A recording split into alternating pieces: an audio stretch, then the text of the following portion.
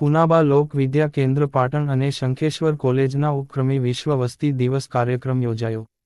Shri N. Shah arts and commerce college Shankheshwar અને પુનાબા લોક વિદ્યા કેન્દ્ર પાટણના સંયુક્ત ઉપક્રમે NSS વિભાગ અને અર્થશાસ્ત્ર વિભાગના નેજા હેઠળ વિશ્વ વસ્તી દિવસ કાર્યક્રમ યોજાયો. આ કાર્યક્રમમાં નિબંધ સ્પર્ધા અને વક્તૃત્વ સ્પર્ધા તથા પ્રેઝન્ટેશન રજૂ કરવામાં આવ્યું.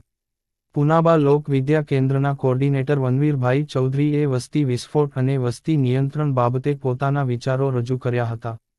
આ કાર્યક્રમના અધ્યક્ષ કોલેજના સંચાલક નવીનભાઈ ભોજ કે વધતી જતી વસ્તીની સમસ્યાઓ અને નિયંત્રણના ઉપાયો વિશે વાત કરી હતી.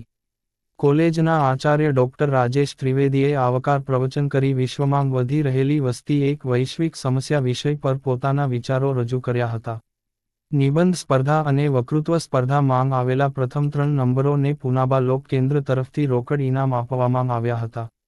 અર્થશાસ્ત્ર વિભાગના અધ્યાપક જિજ્ઞેશભાઈ પ્રજાપતિએ વિશ્વ વસ્તી દિવસ નિમિત્તે પ્રેઝન્ટેશન રજૂ કર્યું હતું. કાર્યક્રમનું આયોજન NSS વિભાગના programme officer doctor Rajesh Rabari અને પ્રોગ્રામ ઓફિસર હિતેશદાન ગઢવીએ કર્યું હતું તથા આભાર વિધિ ડોક્ટર જયમીન ત્રિવેદીએ કરી હતી.